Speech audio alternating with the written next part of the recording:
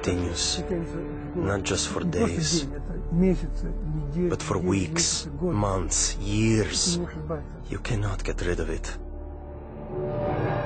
And the other continual feeling is the constant cold. Terrible cold. Sometimes I felt as if my blood circulation was slowing down. I was personally amazed at the power of endurance, because by all accounts, I should have become seriously ill and died a long time ago.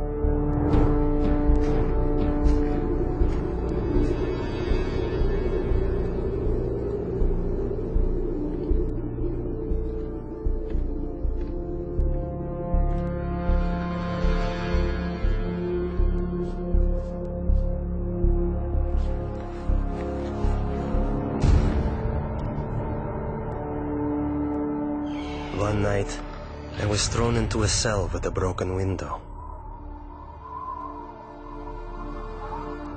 The KGB was determined to do an experiment and freeze me. Later they would say he broke the window in his cell and died of cold. I felt despair. I thought to myself, has God really left me? Am I really forgotten and neglected? Have my years of suffering been in vain? And in my despair, I began to pray. I usually pray silently, but this time I started to appeal to God out loud. God, have you left me? My cries were bursting from a heart literally in utter despair.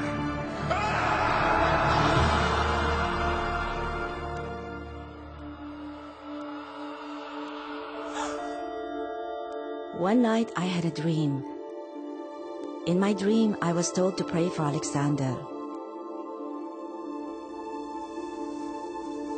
I had no idea who Alexander was. But I told my church, and we began to pray for him.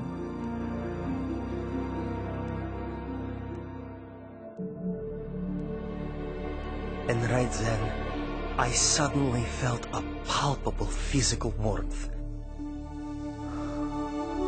Not the kind that comes from a heater, but like when a mother draws her freezing child to her breast and warms him with her tearful breath of compassion. It was a very living, human warmth.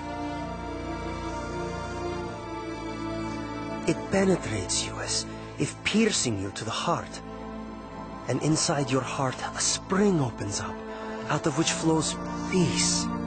A wonderful, magnificent, soothing peace.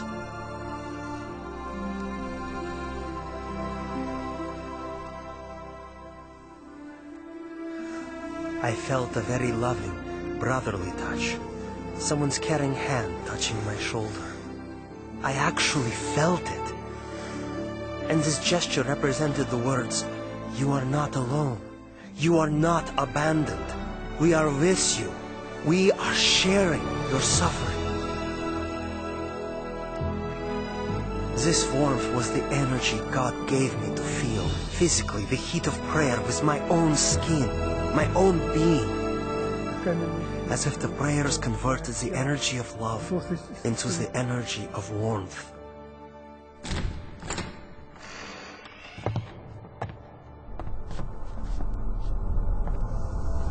In the morning, it was a shock to my executioners. They couldn't understand. I wasn't simply alive, but my temperature was the same as that of a normal person. I heard the doctor explaining to my executioners in the corridor. This is impossible. We can't explain it. About 6 months later, we received a letter from Open Doors to pray for Alexander. And we finally found out who this Alexander was. We had been praying for 6 months without knowing anything about him. Alexander had started a Christian movement that spread across the Soviet Union. For this crime against the state, he was imprisoned to a labor camp in northern Siberia. the death sentence zone. It so happened that many people began praying for me.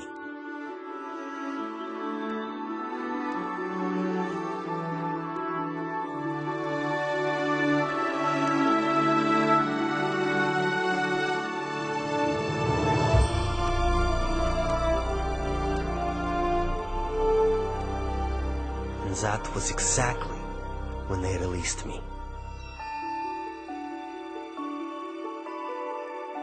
Prayer opened the prison doors, and as the gospel affirms, set the captives free.